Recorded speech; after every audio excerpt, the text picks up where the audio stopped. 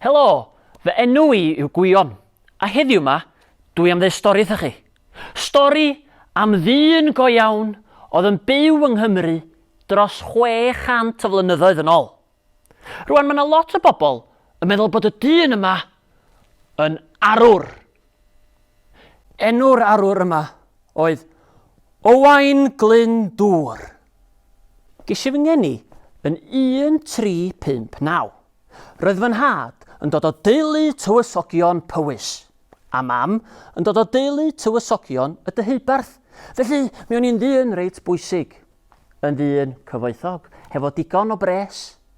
A fel dyn cyfoethog, mi o'n i'n byw mewn tŷ mawr braf, o'r enw Sycharth yn Glyn Dyfrdwy, ardal sydd yn agos iawn i'r ffin rhwng Cymru a Lloegr. Roedd Sycharth yn le bendigedig I fyw. Mi o gen I digonedd o dir ac mi o gen I fobl yn gweithio I mi. Rwan, mi fyddwn e wastad groeso I ymwelwyr ac yn aml iawn, mi fyddwn ni'n gwahodd beirdd draw i'r tŷ am barti a chydig bach o adloniant. Mi o gen I hefyd deulu mawr. Mi o gen I wraig annwyl o'r enw Marged ac mi oedd gen I 11 o blant I gyd. 6 o hogiau a 5 o ferched. Rwan, mi oedd bywyd yn braf iawn yn Sycharth, ond doeddwn I ddim yn gwbl hapus. Brenin Lloegr bryd hynny oedd Harri'r Pedwerydd. Brenin Creulon, barus, oedd eisiau rheoli Cymru. A dyna sut oedd pethau yn yng nghyfnod I. Rwan, dyma'r ffin rhwng Cymru a Lloegr. Cymru fyma a Lloegr yn fyma. Roedd ne nifer fawr an ardaloedd ni yng Nghymru, yn enwedig ardaloedd ar hyd y ffin, yn cael ei rheoli gan Arglwyddi'r Mers, the March of Lords. Arglwyddi cas oedd yn cymeryd ein tir ni, ac mi oedden nhw'n codi trethu, yn mynd yn fwy a fwy cyfoethog, ac roedd hyn yn siwtio Harry i'r dim. Oherwydd doedd Harry ddim yn hoffi ni'r Cymru, oherwydd bod ni'n wlad wahanol, hefo iaith a diwylliant ein hunain. Ac un o'r arglwyddi oedd yn gweithio I Harry oedd dyn slei o'r enw Reginald Grey. Rwan un diwrnod. Dyma Reginald Grey yn trio dwyn fy nhir I oddi wrthai. Felly mi es I weld y brenin I gwyno. Esgusodwch fi frenin Harry, ond mae Reginald Grey yn trio dwyn fy nhir I oddi wrthai, a dy hynny ddim yn deg. Y fi ddylai gadw'r tir. Ond fy nhir I ydi o. Fedrwch chi ddim cymryd y tir oddi wrthai? Dwi'n yn hoffi'r Cymru. Rhowch y tir I reg. Rhowch y tir I reg? Rhoed y tir I Reginald Grey. Mi o'n I wedi cael llond bol. Felly dyma fi'n penderfynu cael cyfarfod hefo Cymru eraill oedd yn teimlo ry fath a fi. Fy mhobol, rydym wedi dioddef yn rhy hir dan reolaeth brenin Lloegr a'i arglwyddi cas. Ac mae'n bryd I ni godi ein llais. Dwi'n rhoi fy ngair I chi gyd heddiw y bydda I, Owain Glyndŵr, yn ymladd, yn brwydro, nes fydd bob castell yng Nghymru yn chwifio baner Cymru. A mi fydda I yn rheoli Cymru, nid brenin Lloegr.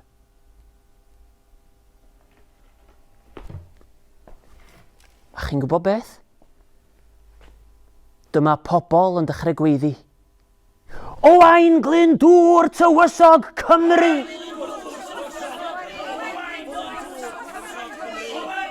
Roedd rhaid I mi rŵan greu byddin. Felly dyma fi'n penodi Rhys Gethin fel capten y fyddin. A dyma fi'n penodi Madog ap Gruffydd fel gwarchodwr personol. Ein targed cyntaf ni oedd Rhuthun, lle roedd Reginald Grey yn byw.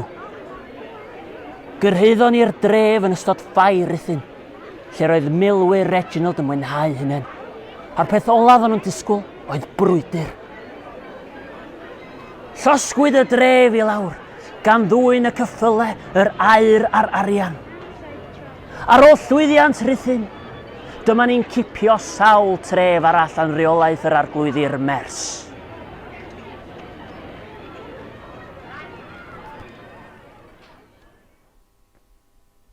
Ond pan gyrhaeddon ni'r amwythig,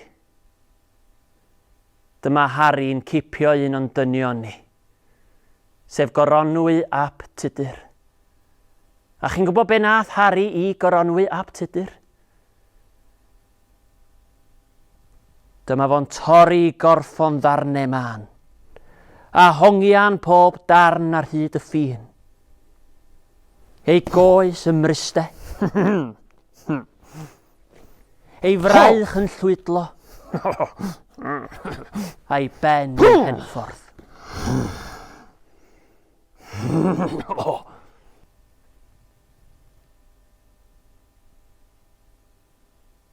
Ond oedd rhaid cario ymlaen i ymladd. Mehefin 1401, a Gogledd Cymru yn ynghyfnogi i bellach.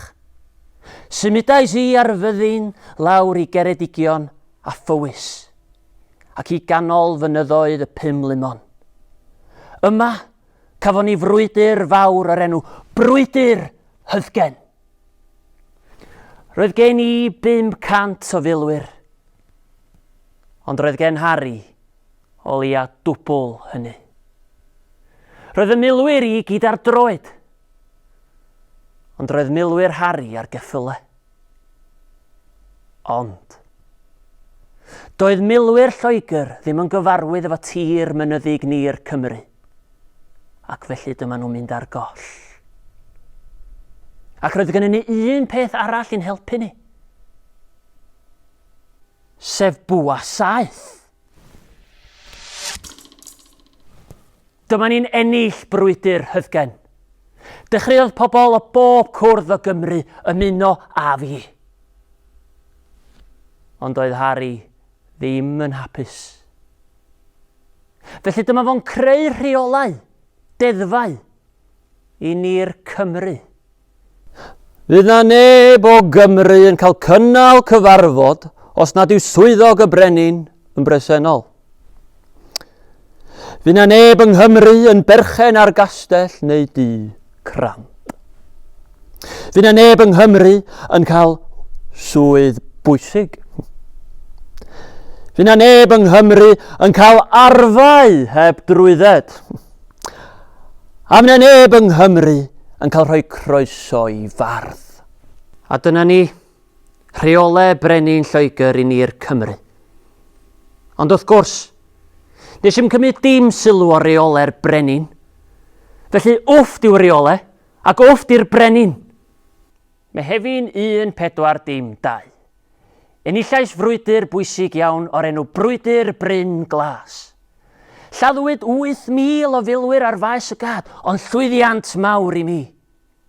Ar ôl hyn, mi eis i a fy myddin ar draws Cymru, gan ennill mwy o frwydrau. Gan gipio cestyll yn Aberystwyth, Caerfyrddin, Castell Newydd Emlyn, Cydweli, Harlech. Ac erbyn diwedd 1413, mi o'n i'n rheoli Cymru gyfan. Ac roedd Harry wedi colli rheolaeth llwyr. Ac mi oedd gynno fo ofn. Ofn pwy meddach chi? Wel y fi. Owain Glyndŵr tywysog Cymru. Felly dyma fi'n penderfynu creu senedd i Gymru. Lle i greu rheolau'n hunain ar gyfer gwlad ein hunain yn Machynlleth. Tref yng nghanolbarth Cymru. Roedd hi'n ddiwrnod braf o Fedi 1414, pan eis i a fy osgordd fawreddog ar draws strydoedd Machynlleth. Roedd y strydoedd yn orlawn, gyda pobl yn gweiddi, Owain Glyndŵr tywysog Cymru. Fy mhobl, rwy'n sefyll o'ch blaen chi heddiw, fel tywysog Cymru tu allan i Senedd cyntaf Cymru. O'r diwedd, da ni'n byw mewn Cymru newydd. Cymru sy'n annibynnol o Lloegr, a hynna gyda'ch cefnogaeth chi. Pobl Cymru. Yna'n mis Mai 1415. Fe aeth fy milwyr i lawr i bwll melyn i ymladd. Lladdwyd 1500 o Gymru, gan gynnwys fy mab Gruffydd. Ar ôl y golled fawr yma, dechreuodd bobl troi cefn arna i. A dyma byddin Lloegr yn cipio'r cestyll yn ôl i ddilo Baris y Brenin. Castell Caerfyrddin, Castell Cydweli, Castell Newydd Emlyn, Castell Aberystwyth. Ond yn yr un flwyddyn, hwyliodd 500 o filwyr o Ffrainc draw i Gymru. Chi'n gweld? Roedd Charles y Chweched, brenin Ffrainc, a finne yn ffrindiau mawr. Ac roedd Charles yn ddyn pwysig yn yn hanes i. Anwyl Owain Glyndŵr, tywysog Cymru. Rwy fi a fy milwyr yn fodlon eich helpu i drechu Harri brenin Lloegr. Ar yr amod, eich bod yn troi cefn ar eglwys Lloegr ac yn dilyn eglwys Ffrainc. Merci beaucoup. Felly, dyma fi'n cael cyfarfod gyda bobl bwysig yr eglwys ym Mhennal. Ac bod nhw'n gwybod fod troi cefn yn erbyn crefydd y brenin rhywbeth peryg i wneud, dyma nhw'n cytuno. Felly sgwennis i lythyr yn ôl i frenin Ffrainc, llythyr Pennal. Anwyl eich mawr hydi Charles y Chweched. Rwy fi a ran fy mhobol yn cydnabod ac yn dilyn eglwys Ffrainc ac yn gwrthod yn llwyr crefydd Lloegr. Rwyf am gael 2 brifysgol, un yn y gogledd ac un yn y de. Rwyf am weld Cymru rydd ac annibynnol. Yr iddoch trwy adduned Owain Glyndŵr, tywysog Cymru. Ond mod i wedi trio cael rheolau newydd i Gymru a chefnogaeth Ffrainc, roedd byddin Lloegr yn dinistrio mwy yn hardaloedd ni. Ac erbyn diwedd 1417, mi o'n i wedi colli bob dim. Colli oedd hanes fy myddi ni. Colli Castell Harlech, sef yng Nghartre bellach, a colli fy nheulu. Gymeron nhw fy ngwraig a fy mhlant yn garcharorion, a welis i byth mohonyn nhw eto. Doedd gen i ddim dewis ond ffoi. Fi eisiau'n crwydro mynyddoedd Cymru ar ben fy hun bach fel bugail. Un diwrnod, ddos i ar draws Bryn oedd yn edrych i lawr ar sycharth, sef yng Nghartre cyntaf. A oll welis i oedd adfeilion. Roedd brenin Lloegr wedi llosgi yng Nghartre'n ilw, nes o'n am byd ar ôl. Doedd gen i ddim dewis ond diflannu. A welodd neb erioed Owain Glyndŵr ar ôl hynny. Chi'n gwybod be? Mae rhai pobl yn meddwl bod Owain Glyndŵr dal yn fyw, a mi fydd o'n dychwelyd yn ôl rhyw ddydd. Ond mae un peth yn saff. Mi roedd Owain Glyndŵr yn ddyn dewr, a mi ddylanwad o i weld hyd heddiw.